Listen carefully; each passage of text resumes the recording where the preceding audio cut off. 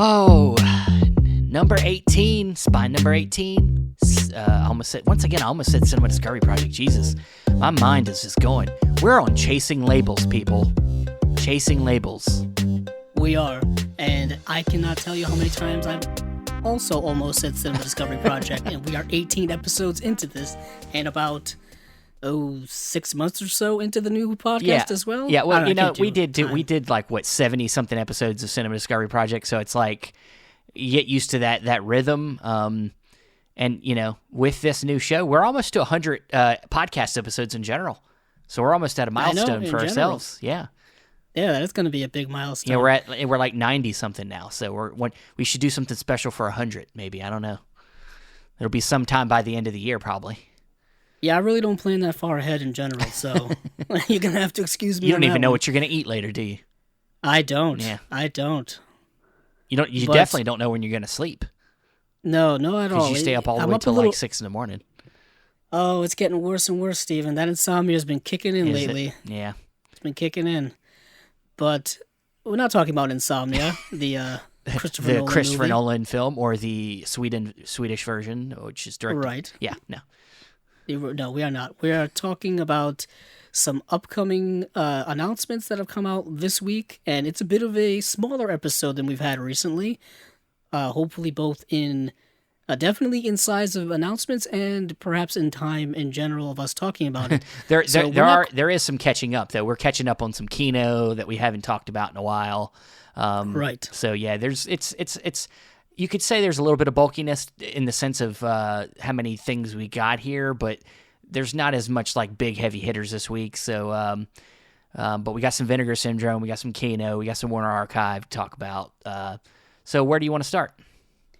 Well, let's start with a bit of a change-up that has come along in the news world this week. We just talked about the upcoming Criterion releases that are coming up later this year, and we've already had a change in one of them.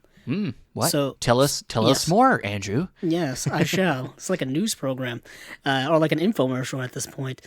So the Safdie brothers film Uncut Gems is not only being pushed, I believe, a month or so, but we're also getting an upgrade from the regular Blu-ray to a 4K UHD release as well. So now there will be a grand total of 7 4K UHD releases from Criterion upcoming. So that was a bit of an interesting news. And they also changed the cover of the Blu-ray and for UK UHD 4K release as well. And they changed it to kind of the typical one we saw from the original Blu-ray to something similar, yet also just Adam Sandler in frame. Yeah, I feel like this is like the B still. Like they were like, you know what? Instead of using just the one we'd used on the first Blu-ray, just use the other one. And it's just instead of him like having like blood, like wasn't it like blood in his nose, and he's got like paper. Yeah, he has like a bloody nose. Yeah, and now he's just like smiling off, looking a little bit off to the side, and it looks like he's got a cut on his lip. Like it's very similar, just a little bit different. It's also unique in the sense, for those of you who have seen the film, for this character to be smiling and happy is not a clear indicator of the film itself, because it's a very manic, like serious, dramatic film that gives you a lot of anxiety. Yeah. So for him to be this relaxed is almost an oxymoron, if you will.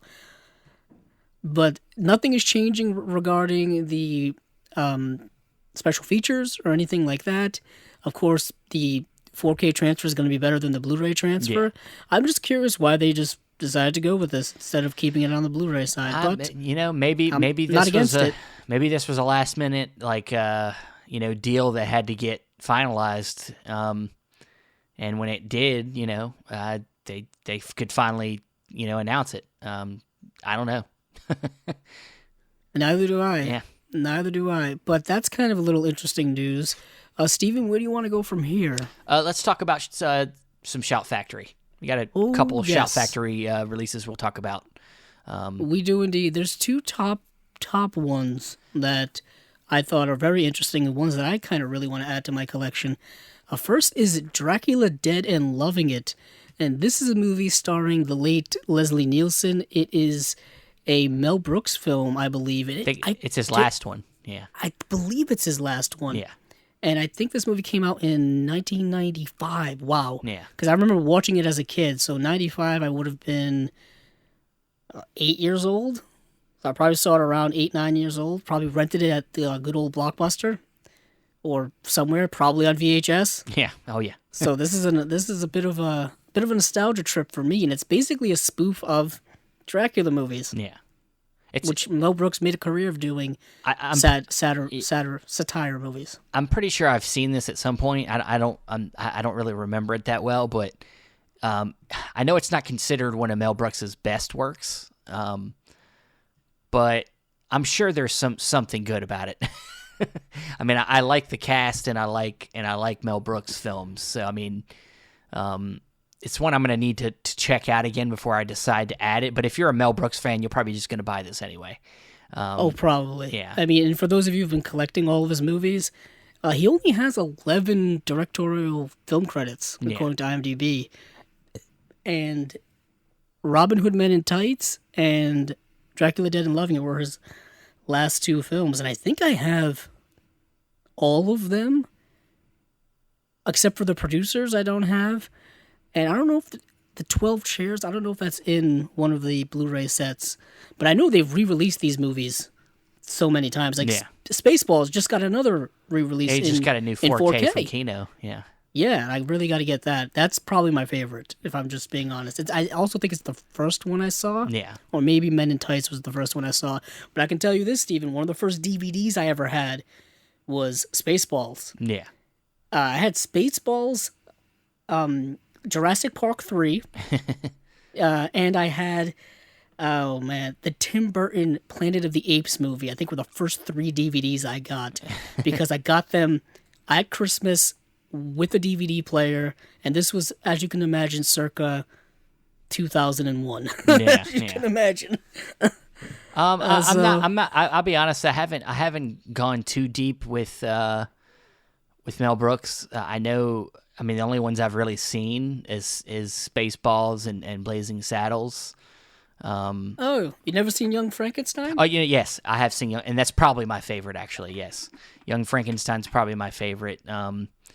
But I know he's got some others like Silent Movie and High Anxiety. I hear is pretty good. High Anxiety is like his spoof of Alfred Hitchcock. Yeah, which is really interesting. But moving along from the legendary great Mel Brooks, who is still with us, by the way. Yeah, he's up there. He's a living legend. So where do you want to move from here? Wait, there are other releases. Yeah, I'll just name off some of these other ones, and we'll finish with the other kind of interesting one. We have Little Fish, the 800. Well, I don't want to cut you off, but there is a big one that we didn't even talk about. No. I said I'm going to finish with the one that's interesting. Oh, see, I don't even pay attention to you don't even listen to what I say. Are you just like waiting for your time to talk? I'm just riffing. It's like I'm going, yeah. I'm like bungee jumping without a cord. Yeah, so Little Fish, we have, and these, I think the rest of these all come out, they're all November releases. So you got Little Fish coming out November 23rd, the 800 on November 23rd, The Show on the 23rd, Come True on November 2nd, Old Henry on November 9th, and The Salinger Year. It's on the 9th also. Not familiar with these, but the last one we're going to talk about here is a big one for us. We actually just did an episode on this director, and we talked about this film a little bit. I still haven't seen it, and now I'm going to wait for this Blu-ray to watch it. And it's M. Butterfly from David Cronenberg. So yes, finally this is getting a proper Blu-ray from Shout Select. And it looks like when it comes to features, not much, but it is getting a new audio commentary by William Beard, author of The Artist as the Monster, the Cinema of David Cronenberg. So a Cronenberg specialist doing a commentary is great. You do have an interview with David Cronenberg and then just theatrical trailer. But yeah, this is exciting for me. I can help close a gap in my Cronenberg collection. Same here. Now we need Spider needs to get a proper Blu-ray now. Oh yes, it does. Special shout out to our a friend who joined us on our Cronenberg episode, Ian, Yes. who talked about all kind of great Cronenberg stuff with us. And yeah, this comes at an opportune time for both Steven and I, because I don't think either of us own this movie. No, I don't. I mean, know I think don't. there's a DVD out there, I'm sure, but I think it's been kicking around forever. But I don't go after DVDs unless I just really need to watch it. Like unless there's no chance that a movie's coming out on Blu-ray, then the DVD is the only way to go. And if it's easy for me to access, like if it just comes to me in some way, like if I'm at the store and there it is, there's a M Butterfly DVD. I'm like, well, you know what? It's like $3, whatever. But I'm not going to order it online. You know what I mean? I'm not going to go out of my way. But this is also on Amazon for streaming. So if I was to watch it, and at this point, I would have probably just watched it on Amazon. But now this Blu-ray's coming out, I'm just going to wait on that Blu-ray. So yeah, the old DVD came out through Warner Brothers in 2009. Yeah. Which seems a little ridiculous to come out with a DVD release in 2009. Yeah. When you were well into the Blu-ray era. That seems a little annoying. And yeah, that DVD I think may be out of print. If it's not out of print, it is going for $41 on Amazon. So definitely hold out for the Blu-ray because it'll be hopefully cheaper than that. I'll tell you that. I already pre-ordered it, and I think with taxes okay. on Amazon, it was $24. Which is about where Shout Factory Select releases typically stay Yeah. in that $20 to $30 range. Yeah. They don't really usually go below that too often. I mean, I'm always on the lookout to see if anything drops, specifically the pre-order stuff that I've been looking for. I got that on Amazon. I think the pre-order on Diabolic was $18.99 also, so that means it's about the same. $24. It's $5 shipping. So yeah. Yeah, and these other films are just films that Steve and I are just not familiar with at Yeah. all. Some of them are a little more modern, just looking at some of these. And yeah, I have no idea about any of these, but I'm curious about Little Fish. You know what? Because it has a really good cast. This one over here, Old Henry, with starring Tim Blake Nelson. I know that's a new movie. It's coming out, I think, in the next few weeks theatrically, and it's like a Western, and it actually looks pretty damn good. Yeah, it's got Tim Blake Nelson, Stephen Dorff. Yeah, Stephen Dorff plays the bad guy. I like how they credit him here as being in True Detective when he was in that 1/3 season, and not for like the other 30 years of his career. But whatever. Trace Adkins, who's in a lot of these like action B movies, if you will. A lot of them end up on streaming. He's in a lot of those.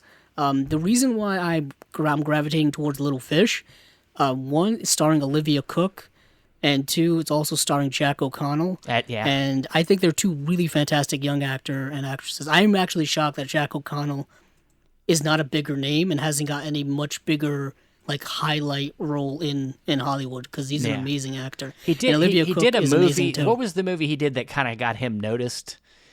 He did that Angelina Jolie film Unbroken. That's it. The one she directed. Yeah. But he was in some great indie films early on in his career. Startup. Yeah, Startup. Is a great movie, which does not have a Blu-ray release here. Yeah. You have to get it from the UK, but it's a great film. He was also in that other film. He did that George Clooney film, right, where he was like the guy that took hostage the people in the news. Oh, yes, he was. That game show or that George Clooney plays that money guy.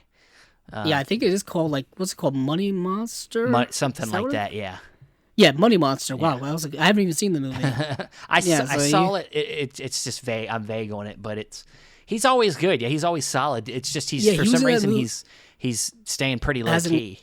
Yeah, he hasn't gotten that role, you know what I mean? Yeah.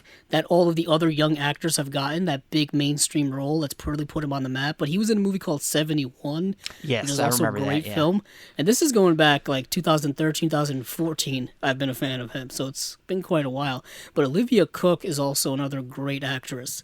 She was in, I think a lot of people know her from Ready Player One. Yeah.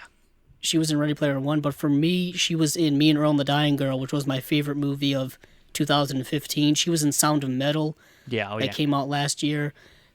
She's a fantastic actress. I think she got her start on that TV show Bates Motel. Okay. That's where I first saw her. She was really good in that as well. So yeah, just a big fan of those two people. So that really kind of piques my interest in that regard.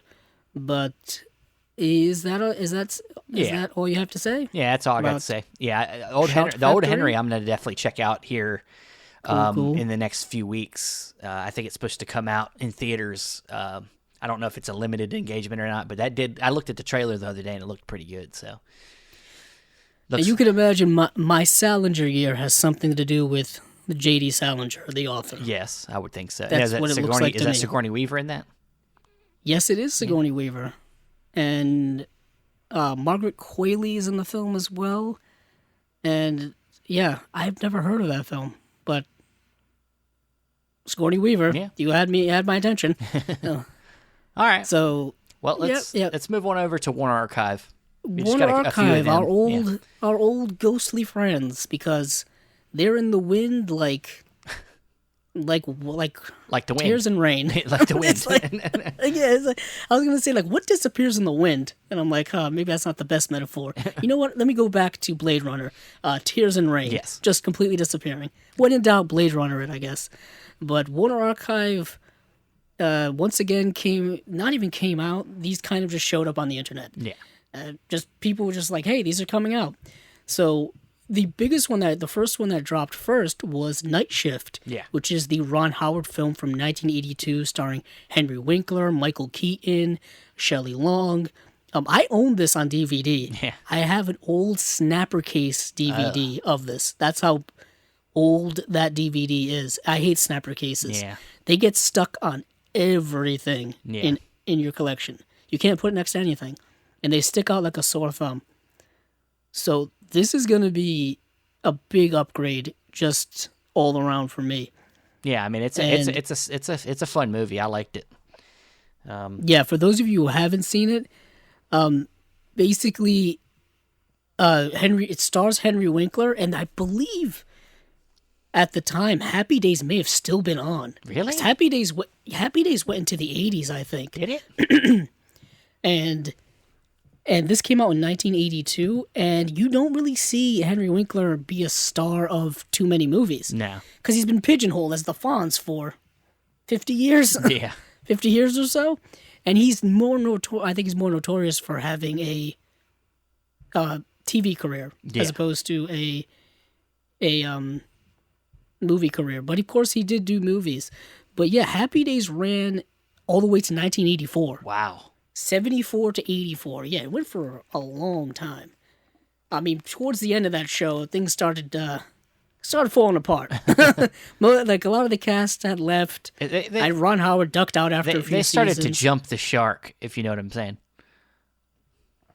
That's where that comes from. Yes, I know. It's because literally the Fonz jumps a shark when they're having like a beach. There's like a story arc where they go to the beach. Yeah. There's a story arc where they go to like the country or something, and they're on like a dude ranch or something. It weird. It gets weird near the end, yeah. And then they tried to have a spin-off with Joni and Chachi, and it didn't quite work, so they had to come back to the show.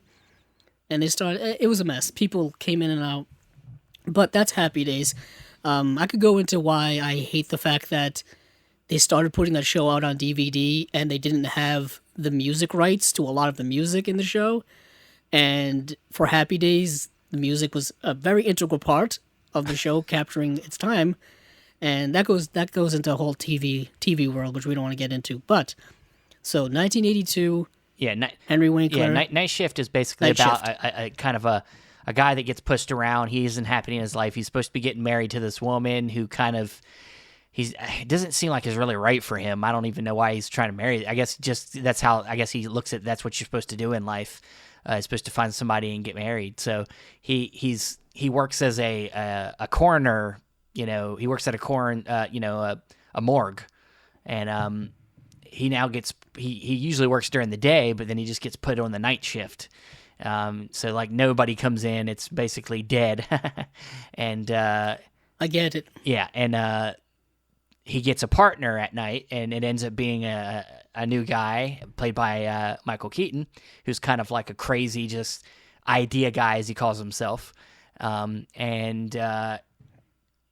they come up with this scheme because one of Henry Winkler's neighbors is a prostitute, and so they become friends, and he gets this idea to basically turn the prostitution game into something that's more, I guess you could say they streamline it better for the prostitutes themselves. He doesn't take all their money. He takes care of them, doesn't beat them, doesn't give them drugs. He makes it a good makes it so that it's worthwhile for the women. So there's more to it than that, it's funny, and it's got some romance in there. It's got some drama. It's a solid movie. I like it. Yeah, it's a good comedy. Yeah. It's a really solid comedy from the 80s, and it just reminds me, like, this and Risky Business would be a great double feature. Yeah. Because they both have to deal with kind of running unconventional brothels, if you will, in unconventional places. I don't know if that was a thing going on in the 80s, but it happened twice. It's an excuse to get a bunch of women together and possibly naked and whatnot. Yeah, you just described a lot of the 80s. That's what I'm saying. Yeah, that's what they were doing in the 80s. But but moving on from there, we have a 2-pack double feature, speaking of which, and this is The Ghost Ship and Bedlam, and it's a Val Lewton double feature. Okay. That's why they're together. I was wondering what the connection was. Yeah. And I just bumped my microphone if people heard that.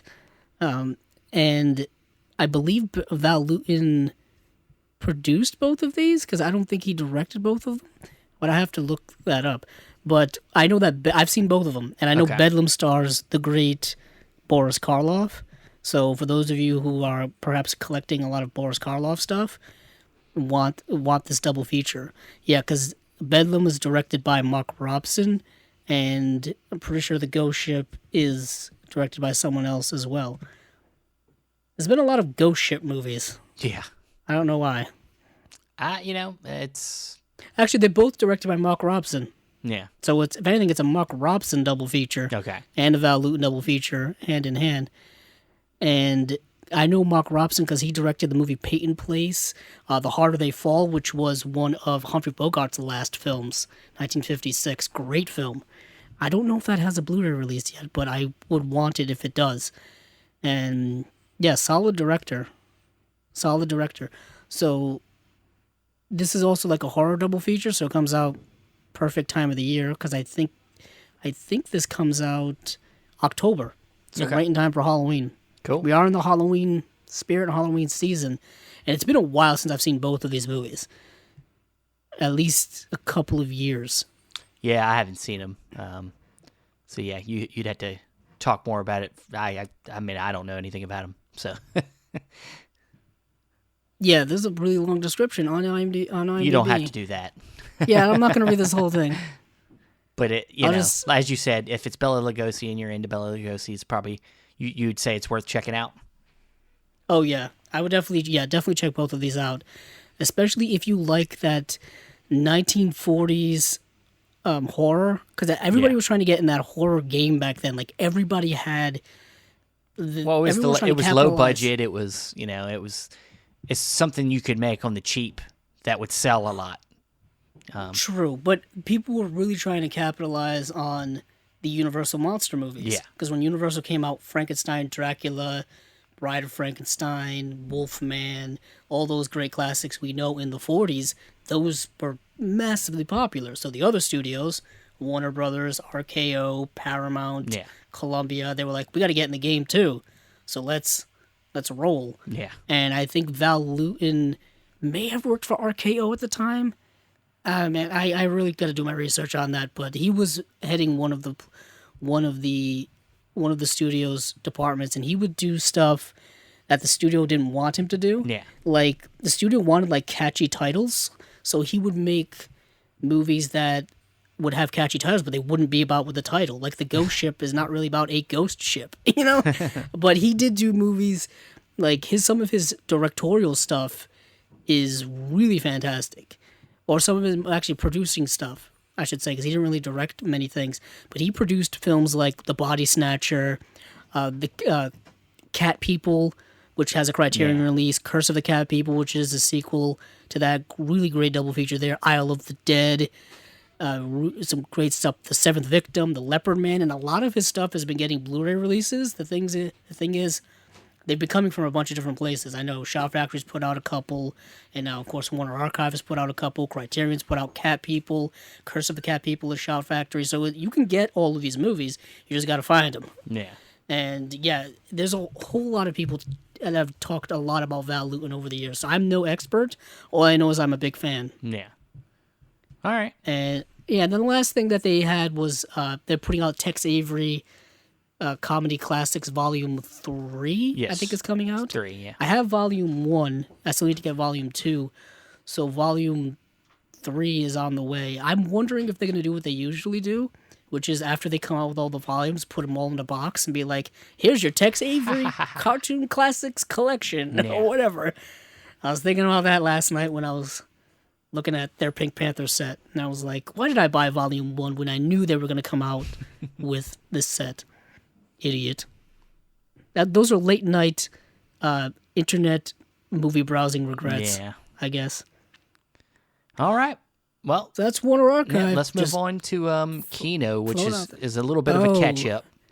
This is a catch-up game. We kind of put these guys to the side the last couple of weeks just in the interest of time, because there was just a lot of things coming out from a bunch of other places. Yeah. So we're going to go way, way back to like mid-August, early August, as I'm scrolling down trying to... Well, we're going to start with the film called Secret of the Blue Room, which I know you've seen. Yes. You said you've seen. I did see. Initially, when we were thinking about doing these a few weeks ago, I couldn't find this movie anywhere to watch online. And lo and behold, I found it on YouTube, of all places. And it's directed by Kurt Newman. And if that name is associated, you might know him. He did the original The Fly. From the 50s with Vincent Price. And also the writer, William Holbert. He is the writer who adapted Bride of Frankenstein. So good pedigree here.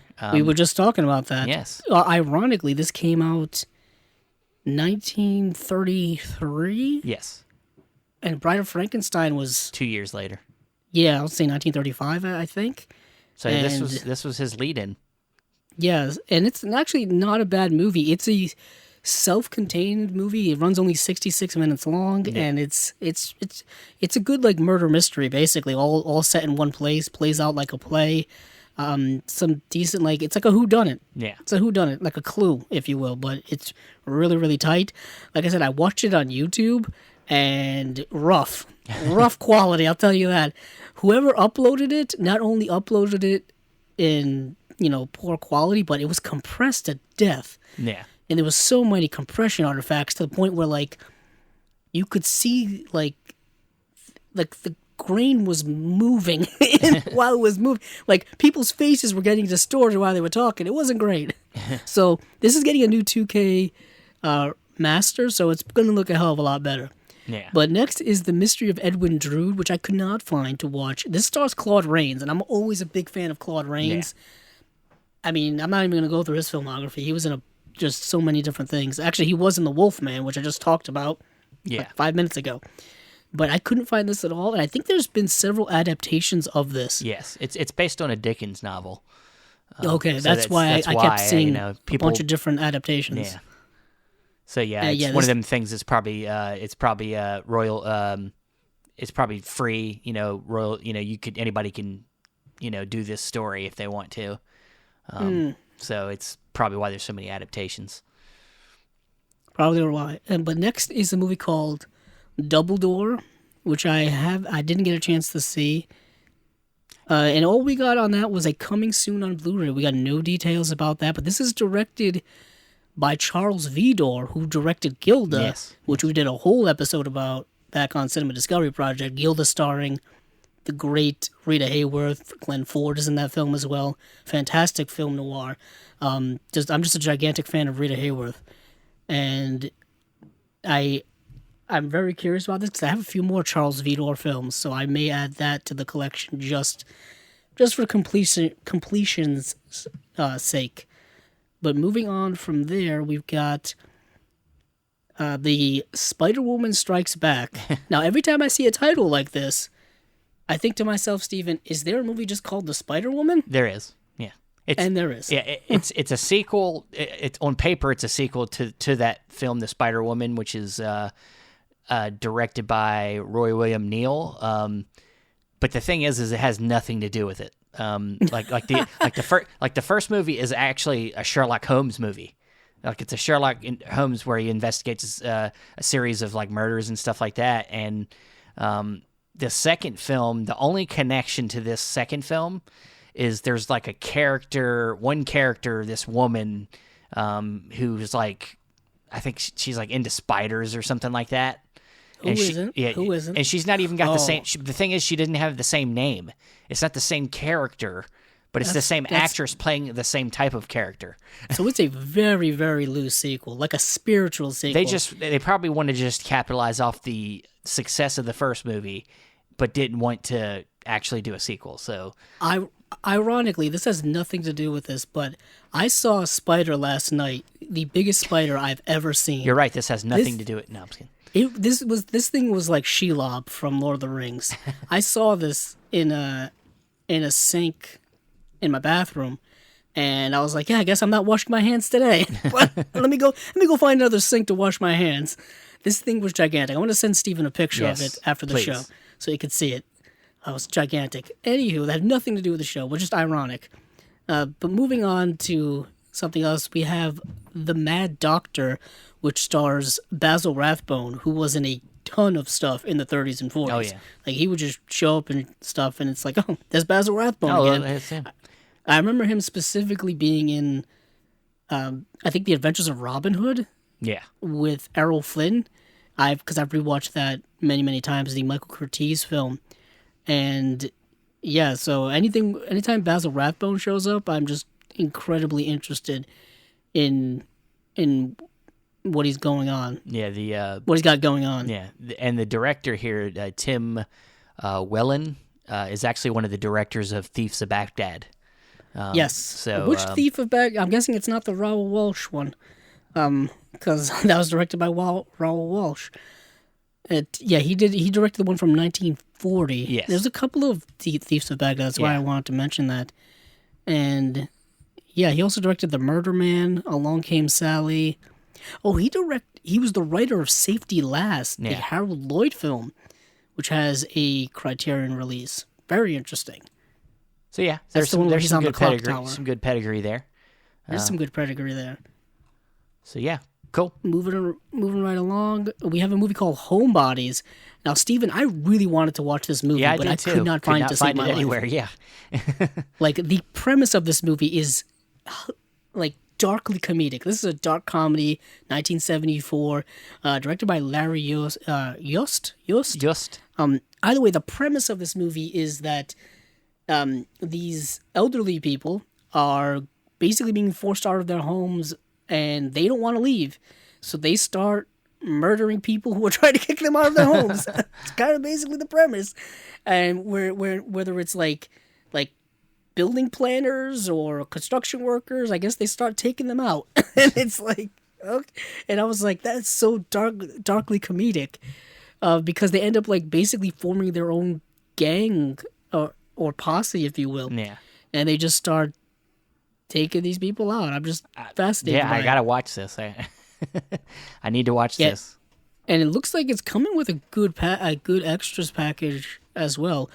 There's a new commentary by the director, and new interview with producer Marshall Backler, a brand new 2K master from the 35mm print, apparently directly from the producer of the film, Marshall Backler. So yeah, and it's coming. It's one of those that's coming with a slipcover as well, which Kino's been doing a lot of slipcovers recently. I just think that those slipcovers are indicators of like one of their more more pristine, not pristine releases, but ones that have gotten, I guess, more attention. Yeah. Like they've put in a new master and gotten special features and all that stuff. Because I guess, when you see a slipcover, it's serious business. It's serious. That's my assumption. It's definitely serious business for Kino. It's serious business. Yeah. But moving on to Charlton Heston starring Counterpoint. And this film is one I did not see. This is one I tried to watch too, but I couldn't find it anywhere. Yeah, this is, I think they're teaming up with their partner label, Scorpion Releasing. Yeah. This is coming out November 2nd, 1967, of Charlton, starring Charlton Heston.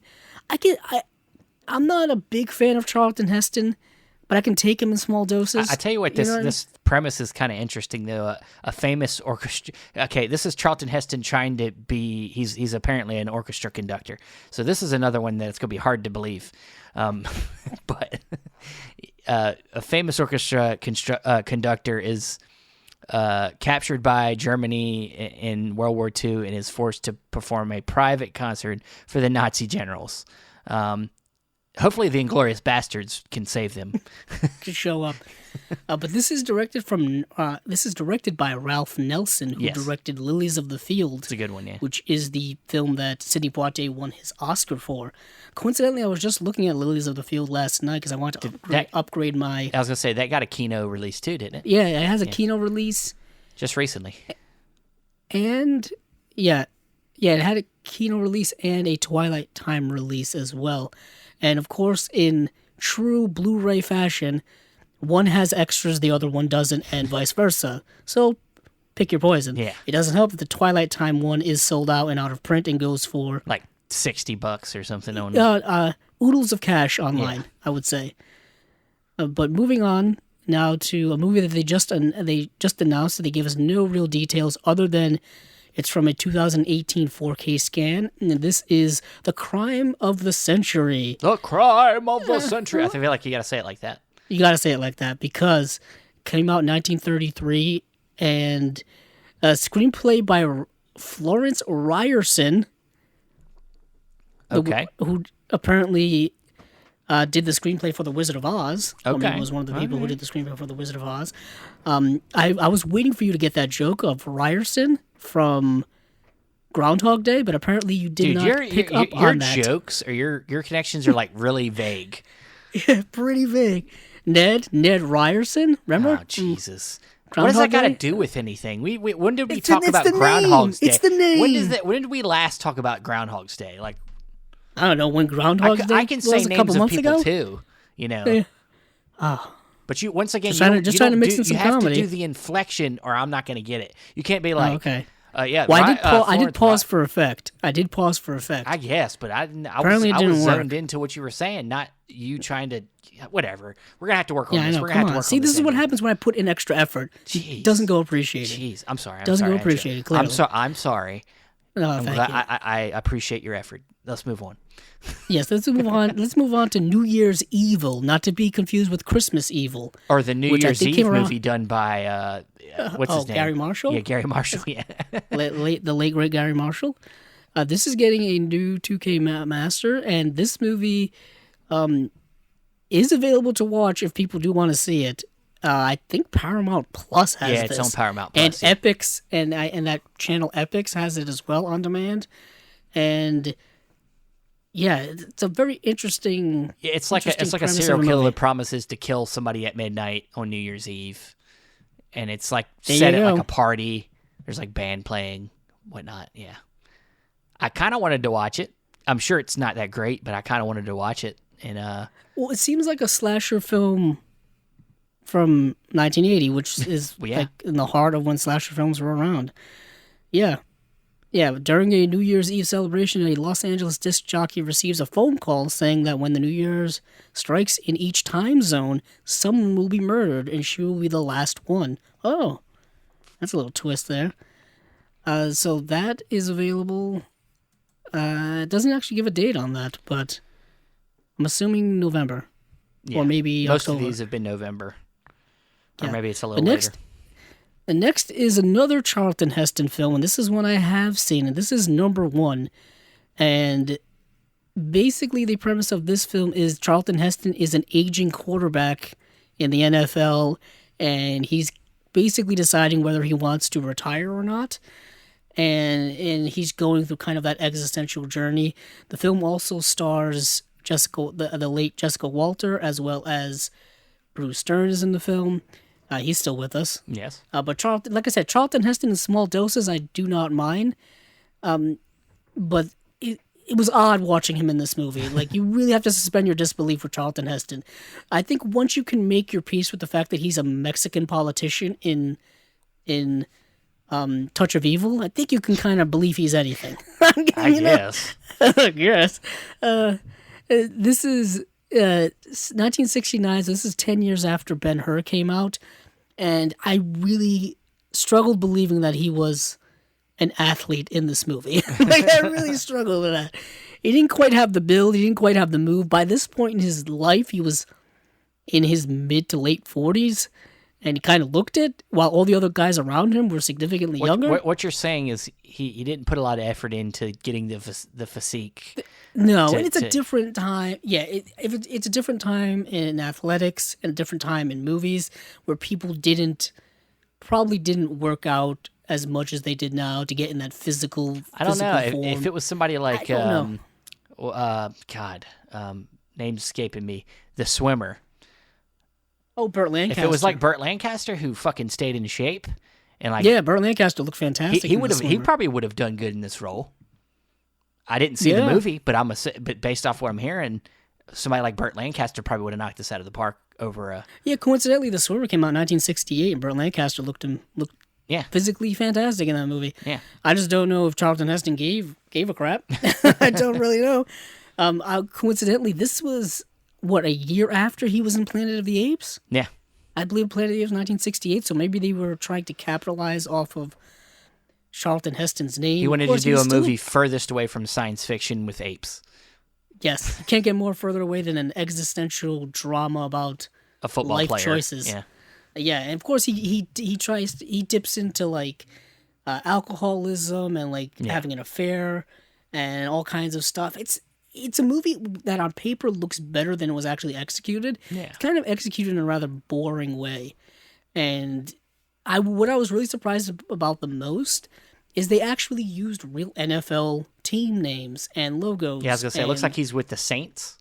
Yes, he's with the Saints, and like the end of spoiler alert, they play a game against the Dallas Cowboys at one point in the movie, and I'm like, wow, this is big names. Like nowadays, it would be you'd have to pay a pretty penny to get. This is near the beginning of the NFL starting, right? I'm not sure. I'm sure. Pretty sure. Didn't the NFL start in like the early '60s? I think so because before the NFL, there was the AFL. I really should probably know these things. Yeah, you're the sport. You know sports. Yeah, I don't know much about like football history. I'm more basketball history oriented. But I think you're right. Where the NFL is not. Yeah, back in the '60s, it was not like it was today. Yeah. It's not even like it was today than it was 10, 20, 30, 40 years ago. It's completely different. I mean, it's $1 billion industry now. They were a lot more loose with the rules back then, so I'm sure it was a good get for football, professional football to be in the movies. Yeah, to kind of almost advertise, in a way. Yeah, they weren't really critiquing the game. Like when I was watching the movie, I was comparing it to Any Given Sunday, the Oliver Stone film, because in that movie you have Dennis Quaid playing the aging quarterback who's thinking of retiring, and he's going to be replaced by the younger one, played by Jamie Foxx. And in this movie, number one, you kind of have that same thing going on as well. Yeah. But of course, Oliver Stone was critiquing. Yeah, some of the older football films are usually either high school or college football films. If you think about it. Very true. Yeah. Rudy and stuff like that. But moving along from that, we spent way too much time on a movie that's just kind of average. That was probably my fault. Yeah. But they are. I don't think we talked about this. Did we talk about this already? Yeah, we already talked about the C.W. Field movies. Oh, I was thinking of Invasion of the Body Snatchers. You literally bring this up every time we go through this, and I told you we've talked about this. Have we talked about this? We talk about. I have to tell you every time we've talked about the UHD of Invasion of the Body Snatchers. Yeah, but I just want it. He just wants it so bad that he wants to keep bringing it up, and I'm like, yeah, damn it, so Andrew, I don't forget about this. Every time we have our pre-meetings and we're starting to talk about what Kino we got to talk about, they keep posting it, reposting this damn Invasion of the Body Snatcher shit, and he keeps saying, "Have we talked about that?" Yes, we've talked about it, Andrew. Jesus Christ. Yeah, damn. I can't remember. There's too many releases, too many things happening. God damn it. But you know what we haven't talked about? And that is Land? Chato's Land, or Chato's Land. I said Chantos. There's no N. Yeah, this is one of 2 Charles Bronson films that they are releasing in November. In this film, Charles Bronson plays a mixed-race indigenous person, and he's basically being chased by a mob of people headed by Jack Palance. I like Jack Palance. Into, like, the desert. And it's actually a really good movie where it's kind of a game of cat and mouse and a battle of wills. Is this a sequel? Is this like a prequel to City Slickers? I almost thought it was for a second. Just to see what Jack Palance was up to before. Just see what Jack Palance is a cowboy? Yeah. I guess so. What is it, like 20 years before City Slickers? It might be good. It's good timing. I mean, it is really good timing. Is the time that City Slickers takes place is not necessarily 20 years. That adds up to when Chato's place. Yeah. This took place in like the late 19th century. Yeah. And so what ends up happening is the further these people go into the desert, just the worse things get for them. Like they run out, they can't find water, and then like Charles Bronson's character's like picking them off one by one and stuff like that. It's like really playing head games with them. It's pretty good. I got a question. Yeah. Does Charles Bronson body look that good as it's shown on the cover? Yeah, he's actually quite. Is he pretty ripped? Physique. Yeah, he's got like some abs going in this movie. Okay, all right. It's not quite like that. Like I'm looking at the cover and it's like he's looking like Hercules. It's not quite that ripped, but he's looking really good. Okay. In this movie, like now I'm a little impressively good. No, never mind. Yeah, and it's a tight 100-minute movie directed by Michael Winner. I think it was directed by him. Michael Loser. Yeah, I know. Nice one. And Michael Winner, I think, would go on to direct all of the Death Wish movies. Pretty sure. So he worked a lot with Charles Bronson over his Charles career. Bronson's just been getting tons of releases, especially from Kino. It's about time. I mean, he's got a lot of like good movies. And Michael Winner did direct a bunch of them. Now that I'm looking at his he's the Liam Neeson basically is doing Charles Bronson's career at this time. Did I ever bring this up on the podcast? Probably. Maybe I didn't. Maybe I did. Probably. Who you really just keep knows? bringing up shit all the time, like Invasion of the Body Snatchers. The Invasion of the Body Snatchers. It bears repeating. I think that Jason Statham is our modern day Charles Bronson. You think? Yes, it's this because they're making very similar films. And I think pretty sure Jason Statham remade a Charles Bronson film, The Mechanic, as well. And I just feel like Jason Statham is just...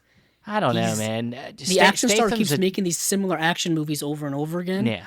And with obviously moderate to good success. Well, let me ask you. I just feel like that. The thing is I'm not like very familiar with Bronson's career, but I get the impression Bronson started out his career doing more dramatic stuff and then delved more into action movies as he got older, which reminds me of Neeson. Yeah. Well, the one thing with Liam Neeson is that he had like a career resurgence with it. Didn't Bronson have a resurgence when he started doing like, what's the company? He started doing the B movies with AIP with Roger Corman? Well, but like, what's the company? I have the movie right here. I just watched the documentary, The Go-Go Boys. Cannon Films. The Cannon Films. Yeah, he started doing Cannon movies. Well, that was in like the 80s because the original Death Wish wasn't a Cannon movie, but I think all the sequels are. Yeah. That's later in his career. Well, I guess that's when, like I said, I'm not super familiar with Charles Bronson, so I get the impression that his like early career was more serious work.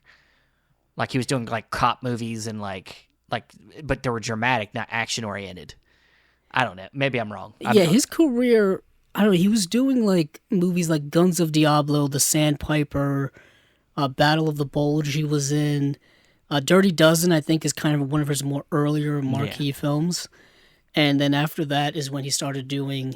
Or maybe he's just always been an action-oriented actor. He just got... After that, it was just a lot of action stuff in the 70s. I guess maybe he Really just was. got more... his movies got more B movie, because that's what he got, later in his career was B movies.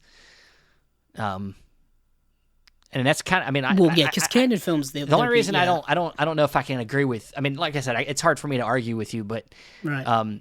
Statham just is he is actually a martial artist, so it's like kind of different. Oh, I'm not saying they're the same person. I'm just saying the Their types of career movies they're pathway. making, their type of career pathway is similar in the sense that they keep Okay. doing these action movies where they're kind of playing the same person. Okay.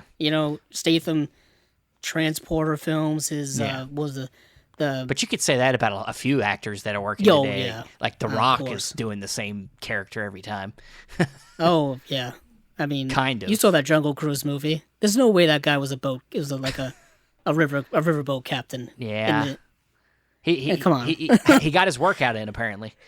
Yeah, he got his workout apparently. It's kind of And technically ridiculous. he's dead anyway, so he didn't need to work out, I guess. He just Yeah, stays well, a lot that of big. people- A lot of people compare The Rock to is kind of our modern day Arnold Schwarzenegger, but I would say a better actor. He's easier to understand. Very true. I would say The Rock maybe challenges himself a little more sometimes. I would say Dwayne Johnson does challenge himself. I would say Schwarzenegger's films, though of their time, might be better. Like they're more iconic. They're more he's done they're way more more iconic roles that ended Yes. up being great. Like whether it be Predator or whether it be Terminator or whether it be even something like Conan. Like he's done so many more iconic things that ended up being, have lasted. And so far I don't think Dwayne Johnson's done anything that necessarily will be like considered like classics years he from doesn't now. have that standout role. You know what I mean? The one that's like defines like his career yet. And I think part of that is because he just keeps doing movie after movie after movie. Kind of doing. TV show Well, he's after also TV show. kind of doing safe stuff too. So Yes, very true. it's what happens when you work with Disney a lot, or when you work with Marvel or DC. He keeps working with everybody. He's working with. He's doing a lot of stuff. That's great. But his movies are pretty safe. Honestly, one of my favorite movies of his. I know we're going on a tangent here. Yeah, but it's a rock tangent. is the one he did where he was like he got out of prison and he goes after the people that wronged him. It's like one of his rated R movies. Is that Faster? Faster, yeah, Faster. Okay. Also, I like the Rundown. Is fun. I think No one ever talks about that movie. I thought it was actually one of his better early films. That needs an upgrade. Is there? I thought there was a Blu-ray. There of might that. be. I don't know. The Rundown. I don't think I have it. 2003. That was when he directed by Peter Berg. Yeah. After that he did that was when he just started getting his career going. All right, let's But go back on moving track. on from Let's The get Rock. back on track.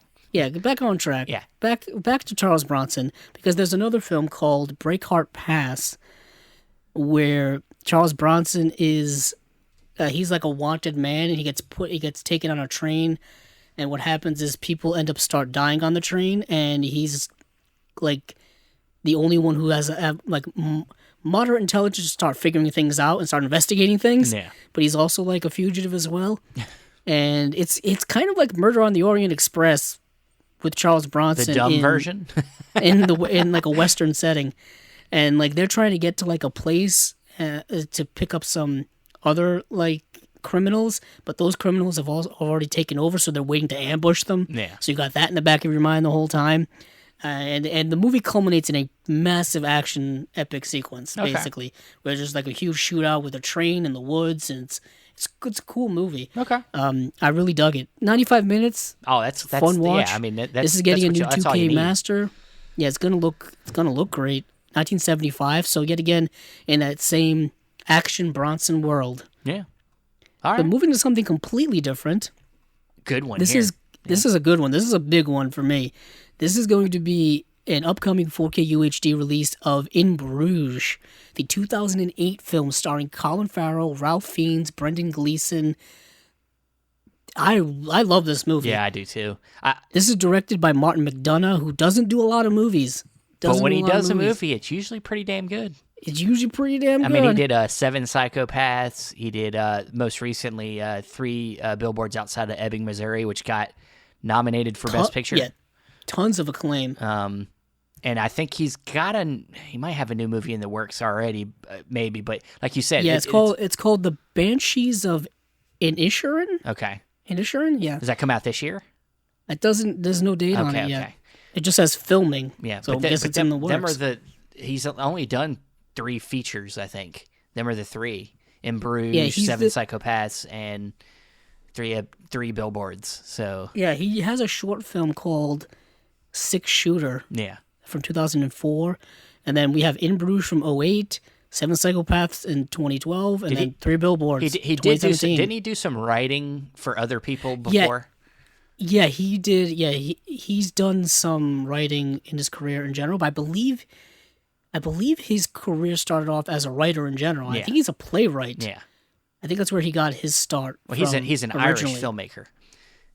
Says he's from London. Oh, I thought he was Irish.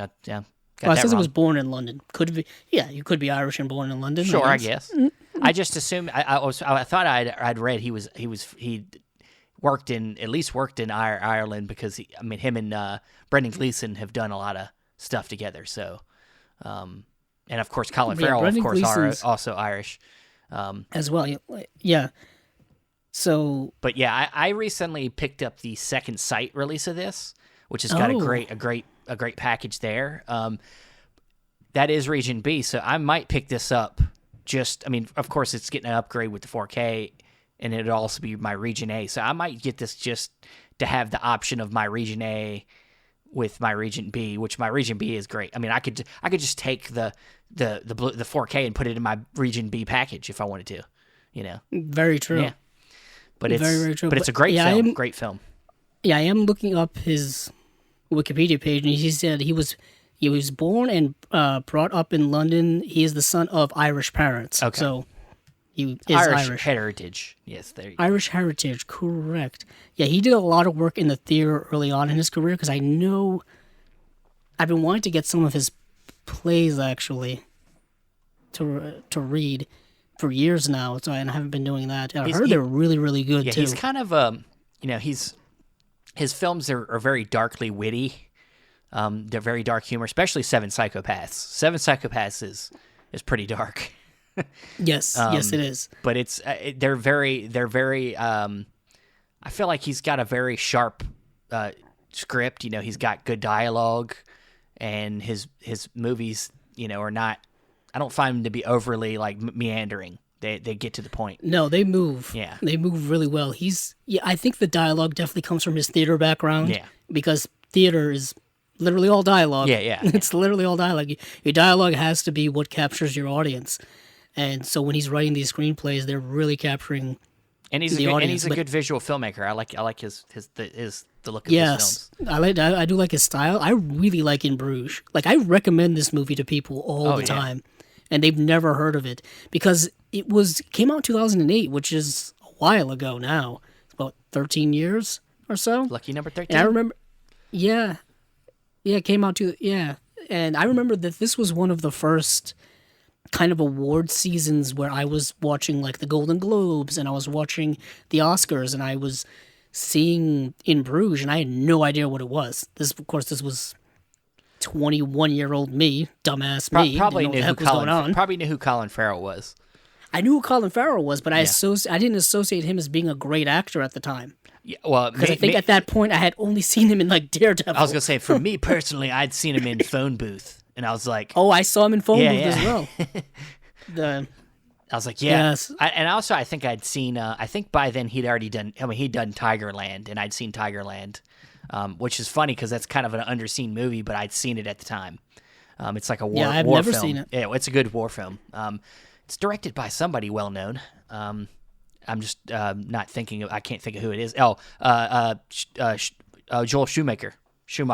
Oh, really? Directed Tigerland. I did not know that. Maybe I'm lying. You should look that up to make sure I'm correct. Yeah, I probably should. Yeah, well, Joe Schumacher directed Phone Booth. I can tell you that. I think he also did Tigerland. Yes, I remember Colin. Yeah, because at the time Colin Farrell was huge in the 2000s. Yeah, Am I right? It is Joel Schumacher. Okay. It is Joel Schumacher. Ooh, I still have some memory power. Oh, you got it. Yes. You got it. Because he was in like Alexander, Miami Vice, The New World. He was very big, but at the same time, I think he was like known for being kind of a wild card, also. And then his career, I think, fizzled a little bit somewhere after like Alexander area, and then I think In Bruges was kind of like his comeback, wasn't it? Wasn't it like what part of his like where he started to do more independent stuff? Yeah, after that you get, wow. I'm just looking at his career. After that, it kind of dissipates a bit after In Bruges. Because he was in Pride and Glory, The Imaginary of Dr. Parnassus, where he was one of the people who took over after Heath Ledger passed away to finish that movie. Then he was in Crazy Heart, The Way Back, Horrible Bosses, The Lobster, the Fright Night remake, which was 2011, Total Recall remake, which is terrible, which was 2012. Then Seven Psychopaths, which was also 2012. Yeah. So he's actually not done a lot in the last, I would say, decade or so. He's definitely moved away from mainstream, Yeah, definitely moved away from mainstream. He's working with Yorgos Lanthimos a lot. Didn't he? Yes. I think he's doing another movie with him. He was in The Lobster. And he was in the Secrets. Oh, yes. The Killing of a Sacred Deer. Yeah. Which is great.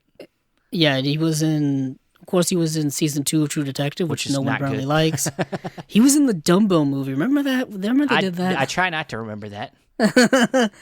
I'm just looking at it. Yeah, I'm looking at it. I guess you could say that's the most mainstream thing he's recently done. I'll tell you this, though. Apparently, he's going to be in the Batman. He's going to be... But it doesn't even look like him, so he basically isn't in that movie. He is going to be in the Banshees of Inisherin, which is the next Martin McDonagh film, so they're teaming up again. Like I said, I mean, there's a... I'm sure Brendan Gleeson's going to be in that movie too.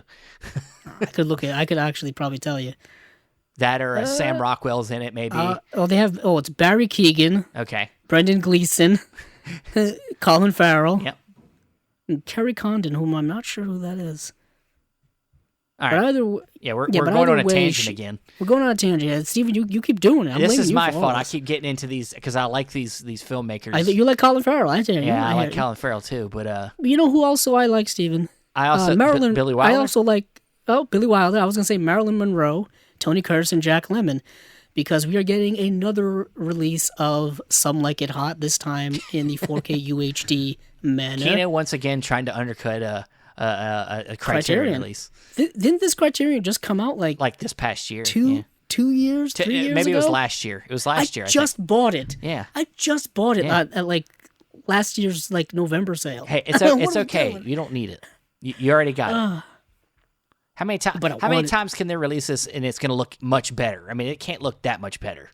It's probably going to look amazing. I'm sure it'll look great. But if you like the movie and you like it that much, go for it. But I don't need to buy this again.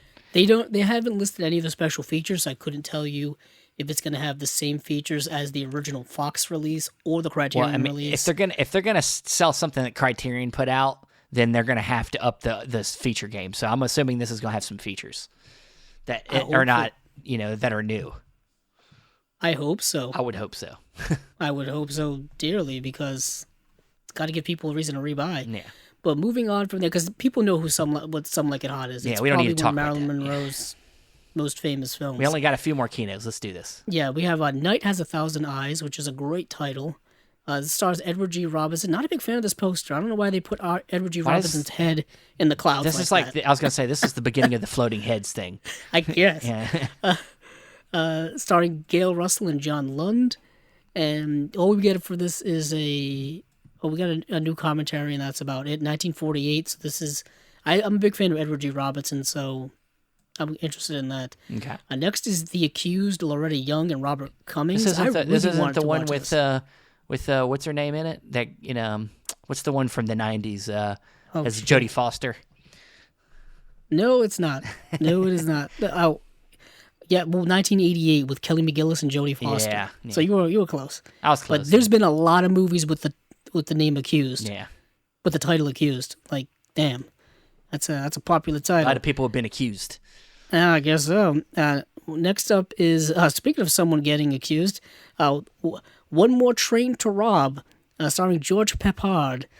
That's a and name. That's a name. I know. I always love saying that Peppard. name, Peppard. I'm hoping that's how you pronounce it. If it's not, then Peppered. yeah. If it's peppered, which is boring, I guess. But George Peppard, and that's the way I'm going to say it forever.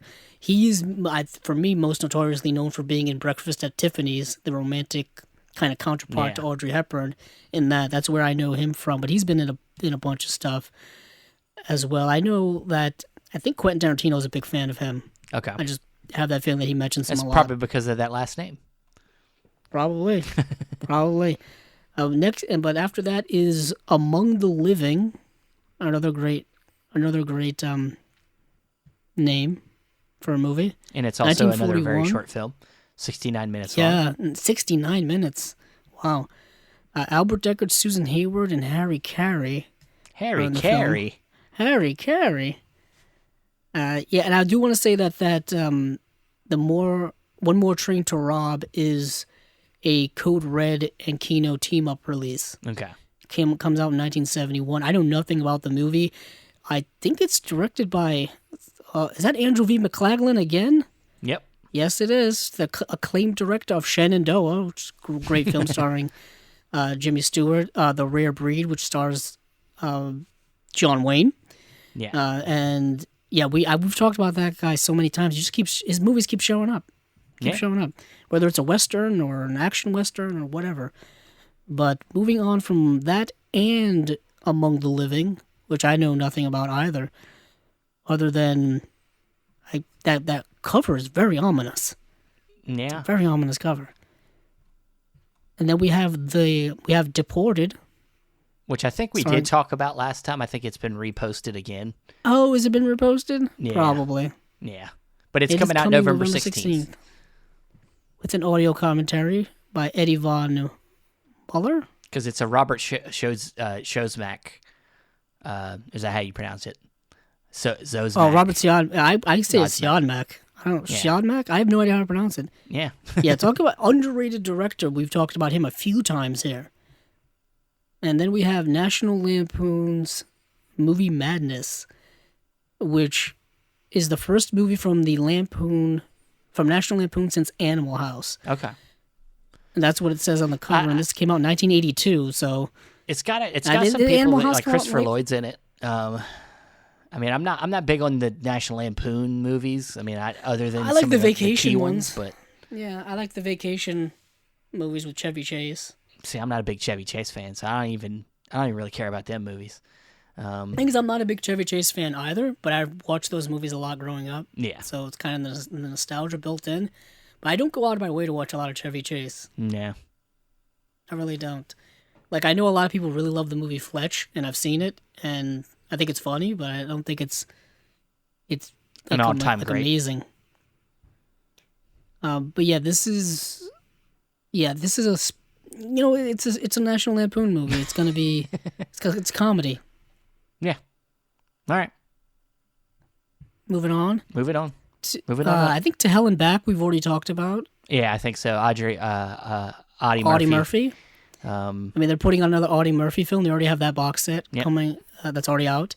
La Cage aux Folles 2. I didn't know there was a sequel to La Cage aux Folles, which is the original French birdcage movie. Yeah. Not to be confused with the one with Robin Williams and Nathan Lane in the 90s. Yep. So that's interesting. I've never seen the original, so I couldn't tell you whether this is good or not, or whether the original is better than the remake, or whether the remake is better than the original, or whatever. Yeah. But next up is a Preston Sturges film, and this I have seen, The Great Moment. I watched this last night, and it's a biopic, a bit of a biopic about this dentist who in, I would say, the 1840s or so, was trying to kind of patent the use of ether in, like, to numb people up or sedate people to perform, dentist procedures like pulling a tooth or something like that.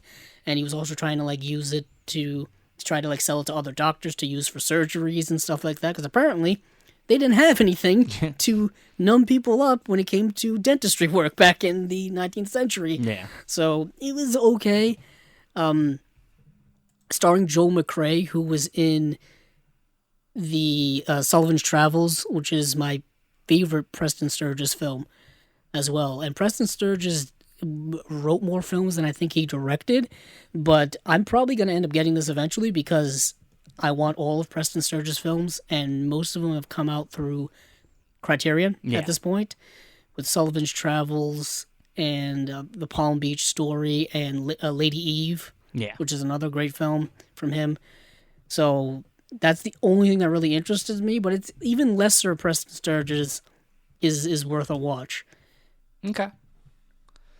So moving on from and the last thing. The last thing is they're coming out with a film noir, The Dark Side of Cinema, Volume 5, which is a surprise to me because I didn't know that they were coming out with a fifth one. I thought 4 would be like their max, but I'm all for it. It just means I got to catch up that much faster. Yeah. It looks like there's a little bit of connection here that 2 of the films are directed by Joseph Pevney. Because of You and The Midnight Story are both directed by him. One from 1952, one from 1957. And then Outside the Law is directed by Jack Arnold, which we recently talked about him a little bit when we talked about the Incredible Shrinking Man release on Criterion. Yes. So, yeah, I mean... I own all of the film noirs sets here from Kino, so just because I'm a fan of film noir, I continue to collect all these. And they are very affordable. Yeah, and I don't know what the quality is when it comes to visuals. I usually these box sets that they're putting out are rather affordable, so don't really expect like super duper deluxe remasters usually or anything like 30 to $40 in there. Yeah, Amazon really has most of them now, between like $23 and $30. Yeah, a piece for most of these types of set, whether it be the film noir sets or the Western sets they put out, or the actor or actress specific sets. They keep putting them out, so people must be buying them. I mean, I like them. I like the fact that you get 3 movies for, like you said, $30. That's value to me. And they're usually like they're kind of like unknown, whether they're good or not. That's up to you to decide. But they're usually like kind of unknown, noirs that are not necessarily spotlighted very heavily. So it's just like kind of like with Indicator, where Indicator puts out these noirs, and I'm kind of discovering, a lot of these unknown noirs through their sets, and so I like doing that with these Kinos. Even with like the Rock Hudson, Carol Lombard, the Cary Grant set, they're more deep cut films from like their filmographies than their more well known films are typically already put out. Like the Rock Hudson, Doris Day films are all out on Blu-ray through Universal already, so you can get those. If you want more Rock Hudson, here's another 3 of his movies. But moving on now, that closes out Kino. We're all caught up to literally today because they released that announcement for that box set 6 hours ago as of this recording, and that one's coming out December 14th, just in time for the holiday season. And now we switch to our last slate here. Our last slate, and this is Vinegar Syndrome has announced more titles. We were just talking about them the other day. Yeah, we can. Let's start out talking about the 4K and the new sub-label news here. Ooh, yes. They have another sub-label going on, and it is Vinegar Syndrome Production? Pictures. Yes. I got the wrong P word. Yeah. And they are putting out a movie called New York Ninja. Yeah. And it is a movie that's apparently been sitting around unfinished for like 37 years. From 1984. And apparently the movie had no needed audio, had no audio, so I guess they had to go back in and they literally had to hire voice actors to do the dubbing. Yeah. And they have a nice they have a trailer for it where you could see that this is definitely dubbed. Yeah. It's definitely dubbed. And this is getting a 4K UHD release from them, and just watching the trailer, the movie looks, if anything, unique. Yeah. I will say, I don't have a lot of Vinegar Syndrome, and we're both under the impression, we've been told by others that Vinegar Syndrome, you're basically not getting a lot of good stuff in the sense of the quality of the film. Well, the movies. Yeah, the films themselves, you're not getting a lot of great movies, You're getting high quality releases though. Yeah, but the releases themselves are quality, and I'm part of me is getting a little bit of a Six String Samurai vibe about this movie, like where I feel like this could be one of them, like even more so with this because this has never technically been ever seen. It's being constructed from the original negatives and put together and finished up and edited and dubbed, and so it's technically never. This is a 2021 release. It's the first time it's being put out. So based off the trailer, I'm kind of getting some like interesting vibes where it could be one of them like fun fighting ninja movies. Like I don't know why, but part of me wants to just buy this and see what happens. Am I the only one that gets a Teenage Mutant Ninja Turtles vibe from this? Somewhat, yeah. There you go. There's a good yeah. It's New York in that 80s, 90s, realm, and it's just like there's crime and the streets are dirty and it's got to get cleaned up by somebody. Yeah. And you know what? Why not it be ninjas? Yeah. Why not? Yeah. So there's just a bunch of vigilante ninjas going around and like patrolling the streets, I guess, and kicking ass. Part of me just wants to buy this shit and just see what happens. Yes. That's what I do. So again, this is the first one they're releasing, and they're also releasing 2 other movies as well. I only see one other one here. Yeah, one other one, sorry. Yeah, and that's Censor. Yeah. Which they don't really tell us much about. They kind of just really focus on New York Ninja. Yeah, Censor, I think, is a movie that came out at Sundance. I think this year, maybe it was last year, but I don't know anything about it. But it's yeah. Yeah, it just says here, after viewing a strangely familiar video nasty, Enid, a film censor, sets out to solve the past mystery of her sister's disappearance, embarking on a quest that dissolves the line between fiction and reality. That sounds interesting. Interesting to me. I like when you add in like a job from in filmmaking. Somewhere in the film world and making kind of another movie. Like, it makes me think about Blowout, where he's like somebody that's like gathering like folly and doing sound work, and then he like comes across like a murder, overhearing somebody getting killed, and like, so it kind of like makes me think about that, something in that realm. That was one of the earliest Criterions I ever bought and ever watched, and it was one of the earliest Brian De Palma films. Like I have very little knowledge of Brian De Palma. Yeah, that movie still stays with me to this day. That ending, just haunting me.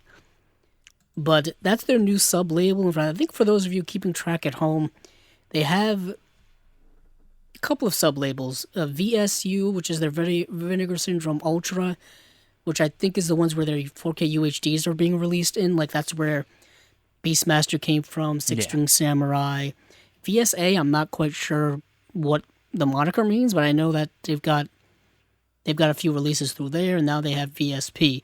So Vinegar Syndrome has its hands in a lot of different areas, also including their partner labels, which we'll go into a little bit later on. Yeah, well, but now let's go to their proper, Vinegar Syndrome Direct September releases, and I guess I'll just list them off, and then we'll go into them a little bit. First up is Resurrection. Second up is Blades. Then Shallow Grave, but not the Danny Boyle film. No. Don't get excited. No. Don't get excited. Next is Devil Story, and then the last one, obviously not least, is Debbie Does Dallas Part 2. We can all imagine what Part 1 was and Part 2 is. Yeah, all coming out September 28th. Yes, they are. Actually, yeah. And so I saw Resurrection, Blades, and Shallow Grave. Yeah, I've seen Resurrection and Shallow Grave. Yes. Resurrection, Steven, stop me if you've heard this premise before. A serial killer is killing people in a religious manner, and a cop has to hunt them down, and it's very disturbing and very dark and just gets under your skin. It's most of the movies it's most of the movies from the 90s, and the movie came out in 1999, so it's at the end of it. Is there one prominent film from the 90s that sounds similar to that? Yeah, Seven. Yes. Yeah. Yes, it is. Yes. This movie is very similar to Seven, just nowhere near as good. I'm sorry, Christopher Lambert is not. He's really He's struggling. He's He's struggling, my struggling in man. this movie. I love him because I love Highlander. I know you like and this was Highlander. Yeah. And this was directed by the same director as from Highlander and man. Russell Mulcahy. There was so much pressure on this movie. Yeah, I guess so. And this movie came out in 1999. And if you would have told me this movie came out in 1999, I kind of wouldn't have believed you because it doesn't look like it looks like an older movie. Yeah. It really does. It looks like something from the early 90s where they're still using video. Early 90s, like pre-7. Yeah. Basically, there's this serial killer going around, and he's like taking different body parts from different people because he wants to because he believes that there's going to be a return of Jesus, a resurrection of Jesus from the dead. So he needs like the body parts to put him together. I mean, in 7, the killer was killing people in the vein of the 7 deadly sins. So it's similar to that. There's tons of movies where they use religion. Yeah, there are tons of horror movies and serial killer movies where that's the case. But this movie's I just didn't like it. Like, it's not good. It's just not good. Christopher Lambert, his English accent isn't great in a lot of movies. And it really shows how bad it is here. And just the overall style of this movie, what Russell Mulcahy was going for with this filter over the movie and these transitions and this editing, and it's always raining the whole movie. I guess because it's supposed to be symbolic of maybe baptism or whatever. Who knows? Don't try to look too deep into this one. For a movie that was supposed to be a thriller, I wasn't thrilled with it. No. I'm more interested. On paper, it looks better than the execution. Yeah. And I'm saying that as a fan of Russell Mulcahy. In general, like I'm actually like rooting for this guy to be, a decent director, and all I really have seen from him is he did Highlander and then Highlander 2, which was kind of not his fault because that movie had all kinds of like post-production issues. But he's not I don't think he's a bad director. I really don't think he's a bad director. His career's kind of fallen a bit downward. But I don't think he's a bad director, but this movie's not good. Yeah, it's not. Moving on. Blades. Caddyshack meets Jaws. But you substitute on a golf course. If you needed that in your life, there it is. And they play it straight, and which makes it even more goofy and more funny and more satirical. But I didn't find myself even having fun with it. I was just like, why is this movie so long? Why is this movie 101 minutes long when this movie should be 90 minutes tops? God. That's torture. I won't even go into like what anything else. All I know is that the first two of these are getting brand new 2K restorations from an Interpositive, so they're going to look a hell of a lot better than I saw them and the quality I saw them in. And then the Shallow Grave may have been the worst of these 3 that I watched. Yeah, it makes no sense. These college-aged women are taking a trip down to Fort Lauderdale for, I guess, spring break or some vacation. And on their way there, they get stuck in like a small town, and they get a flat tire, and one of them witnesses a murder. And the person who committed the murder happens to be like the town sheriff, so he's trying to like cover everything up. And I really kind of ended up hating this movie by the end. I was like, I hate this. Yeah, I mean, they don't spend any time like making you get into the psyche of the killer or like even stylistically trying to make the killer interesting. He's just some guy who kills this woman he's having sex with, and then he just likes to strangle him. I guess strangling is his thing. Well, she threatens to like blow, like they're having an affair, so she threatens to like blow, like make that affair public or something. But I just hated the way this movie ended. I hated the way it was executed. I just, even for like a thriller that was trying to be almost like not even a Texas Chainsaw Massacre type like slasher movie, like people getting lost in the woods. It was just, I just thought it was extremely bland to me. Yeah. And I know these movies aren't supposed to be great films. They're BC movies from, I think, the 80s. And that's what they are. But this is getting a brand new 2K restoration from the 35mm Vault Elements. So it's going to look much better than the quality I saw it in, which Somebody was put this in a terrible vault quality. somewhere? I guess. I guess. Devil's Story I didn't watch, and Debbie Does Dallas Part 2 I did not watch. Yeah, I don't know anything But they're about both getting... Well, actually, Devil's Story is getting a 4K restoration from the original camera negative. And then the last one, Debbie Does Dallas Part 2, is brand new 2K restoration from the original camera negative. There are other like special features here, because Vinegar Syndrome, for the the bad quality of their movies, their additions are really substantial. Yeah. Like I'll say this over and over again. They put a hell of a lot of effort into these editions. Way more effort than I see most mainstream or if any all mainstream studios. So if anything, their effort is there. The movies themselves are what they are. They can't really help that. It's the avenue they've chosen to go down, which is to pick these movies up that nobody really gives a chance because they're not considered and to be I don't good. fault them for it. Like I'm sounding super negative just because I didn't like these movies, but some of their stuff that I've bought and has been fantastic. Oh, yeah. Like hidden gems. They have some hidden gems. Six String Samurai is a hidden gem. It is a hidden gem. Like that movie's brilliantly like bold and ambitious and like far ahead of its time. It's just a tougher sell for people that are not necessarily comfortable with spending money on things that are like not even considered by most to be good. Like there's some, like you could look at some other labels and there could be borderline things where you're like, okay, I think I can take a chance. But to be honest, looking at most of releases that come from Vinegar Syndrome, they're like, I just don't know. But they also do have these partner labels that we can talk about, a few of their releases. Yes, they do. Yes, they do. And you'd said one of these was actually kind of good. Yes, I did. I just gotta. I didn't get a chance to check out any of these because I was limited on time. So you'll have to give people a little bit of. I mean, I think you only watched one of these, right? Yes, I did. So I only had time. Let's just run them down real quick. Yeah, run them down. Primetime Panic. Primetime Panic, which is put out by Fun City Editions. Yes, put out by Fun City Editions, and then you have label Utopia Distribution is for Mad Men only, and then from Saturn's Core Audio and Video you have Duck, the Carbine High Massacre, and then from Gunpowder and Sky you have Kid Candidate, and then from Terror Vision you have WNUF Halloween Special. And from American Genre Film Archive, or AGFA, you have What Really Happened to Baby Jane. And then from Altered Innocence, you have Wild Tigers I Have Known. Yeah. I honestly looked all of these up, and they all look interesting in like the least. They all look interesting enough for me to check out, if that makes sense. The last one you said, Wild Tigers I Have Known, was executive produced by Gus Van Sant.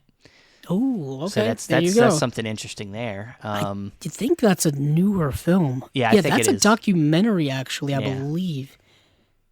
If memory serves. Yeah, this is from 2006. Okay. So I'm a little off. But, new-ish.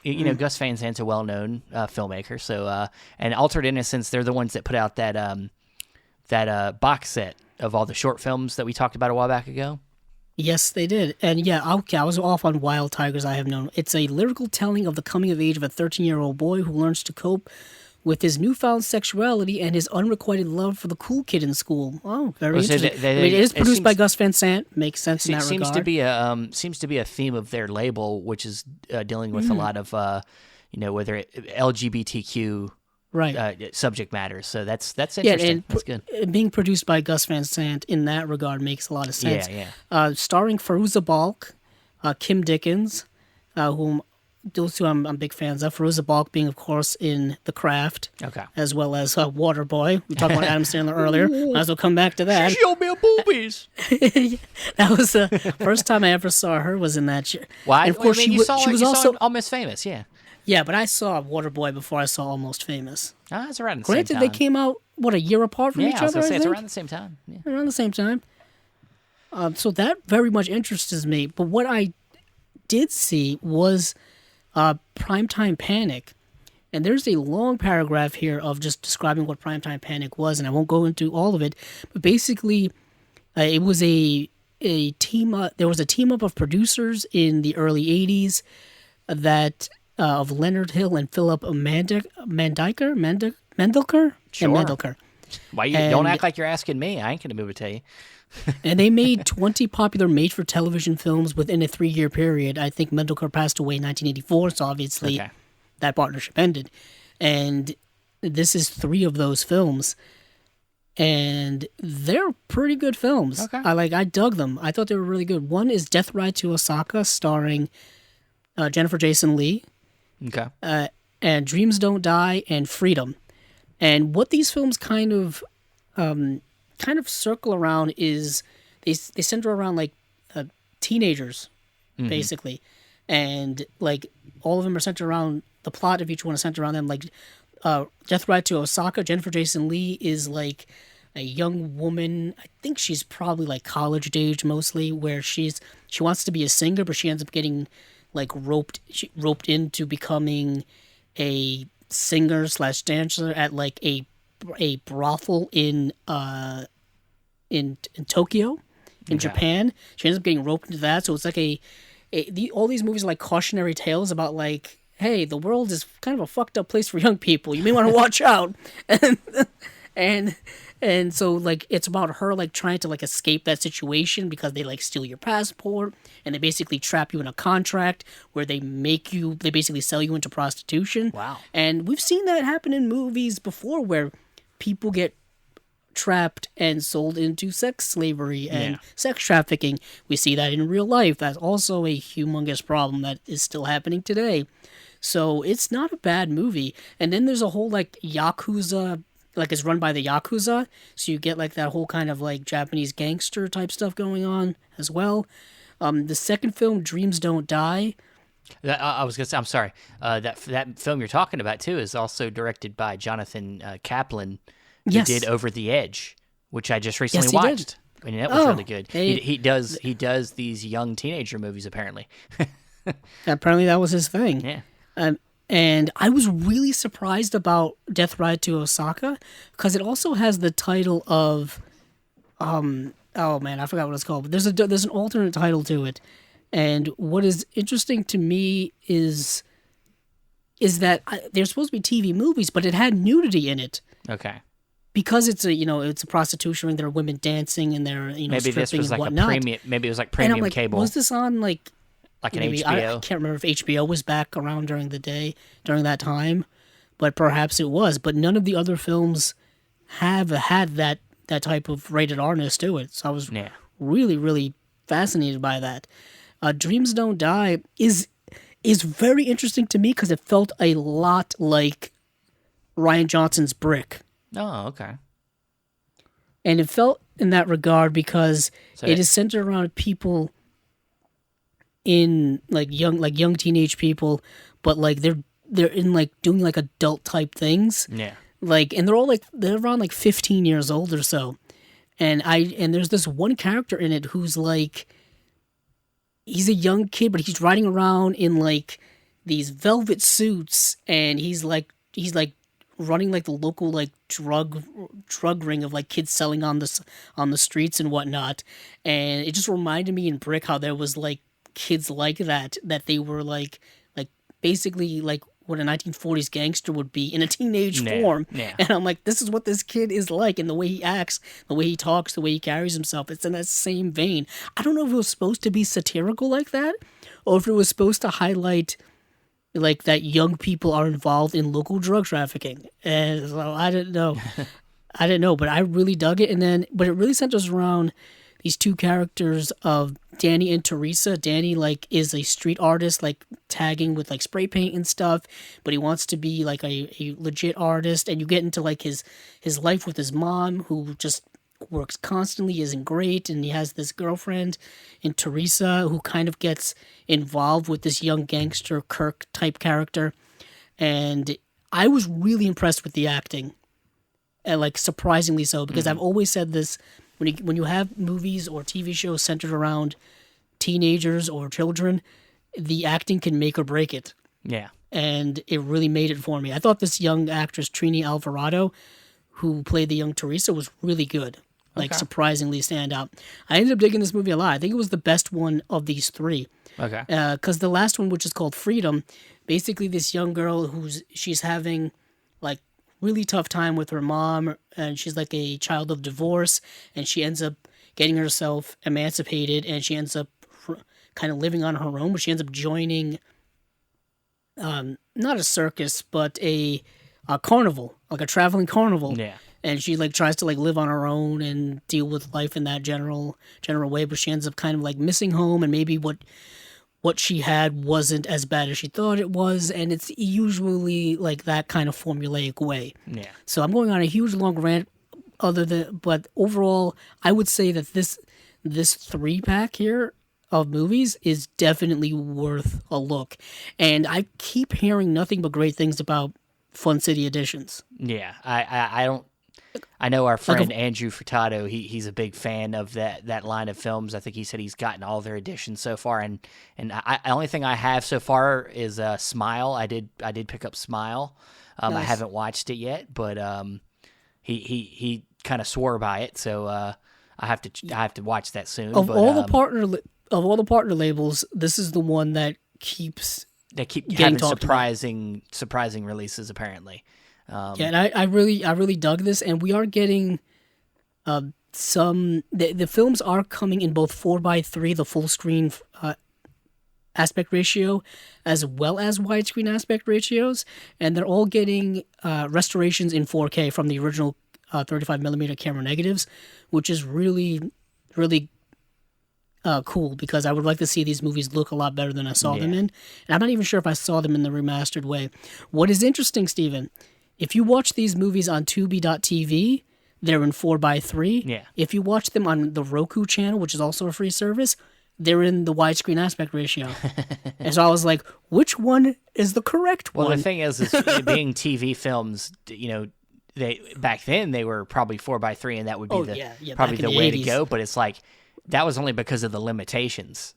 Yes. And I'm like, are these reframed to be in widescreen, or are they just like cutting off, and zooming in like they sometimes do? Is the adding the widescreen actually like really giving us something, or is it just or just for our televisions?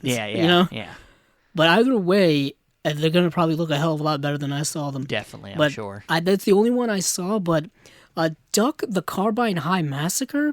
We just talked about Gus Van Sant. Apparently, this film is very comparable to Elephant, which is the Gus Van Sant, high school shooting film, which very inspired by Columbine. And I believe Duck the Carbine High Massacre is kind of in the same way. What it says here, it's a satirical chronicle. It's a satirical chronicle of something like that, and I'm like, you can't satirize that, man. You can't satirize it. Don't say that. Most people would say you could make fun of anything. But, I mean, this is still happening today in horrific occurrences. Yeah. But apparently this movie came out in 1999. Yeah. And, I think Columbine was in 1999 or around then. So you're saying it came out at the wrong time.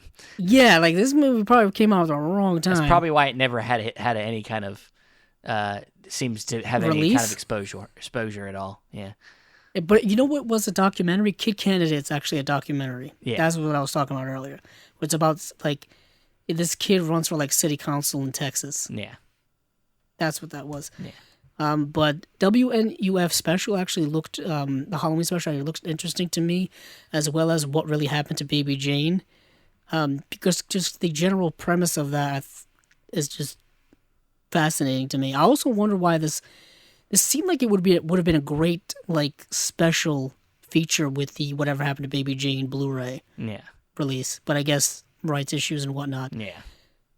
Well, that particular release has a bunch of short films. It looks like with it. Yes. Films included Always on Sunday, 8 minutes long. What Really Happened to Baby Jane, 31 minutes long. We have The Roman Springs of Miss Stone, 19 minutes long. Spy on the Fly, 43 minutes. And then All About Alice, 75 minutes. So.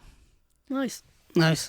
But that is it for our talk this week. Yeah, that's all the slates we're going to talk about this week. Other than that, only I guess I probably should have done this at the top, but maybe you're still listening. So, but I was going to say this coming weekend, I'm actually going to be going to Asheville, North Carolina, to visit Orbit DVD, which is probably a place that a lot of you listeners might buy physical media from. So I'm going to be going down there and doing a little bit of videoing to coincide with an episode we're going to probably do maybe in October. Is probably when we'll set it up, but we're going to talk with the owner of Orbit DVD, Mark over there, and then I'm going to release the video content to coincide with that episode. So that'll be exciting.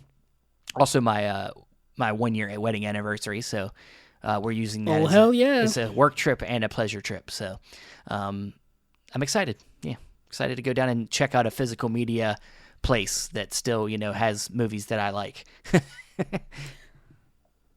Yeah, it's a place that I've ordered several things from, and I've always had the best experience. Yeah, very well packaged, ships very quickly, and depending on where you are, gets to you very quickly. And they restock pretty regularly every week. Yeah. They're restocking. Follow their Instagram, because that's where they show a lot of their stuff. And it's actually really nice that they show it there, so you know, like, how much they have, what the quality looks like. And I tell you, the best thing they do on their website is they tell you if you're a slipcover fiend, they tell you whether something comes with a slipcover or not, if it's supposed to. So that's one of the only places I've ever seen do that. Yeah. I'm definitely gonna ask some questions about like bring up stuff like that about what made you think to come up with do this or do that, and I'll try to, hopefully I can come up with some insightful questions for Mark so that we can get some good answers for people that might want to know certain things. But that's going to be our episode. Where can we find you, Andrew? You can find me on Twitter at Cabzilla06, as well as my YouTube channel, Cabzilla Productions. And you can find me on Facebook at Stephen Billings. You can find me also at all the Chasing Labels stuff, whether it be our Instagram, Twitter, and also I'm at Chasing Labels on Letterboxd. And you can find the audio for the podcast on Podbean, Apple Podcasts, Spotify, Stitcher, all the major places. Thanks again for listening, and hey, keep on watching them movies. I know I will.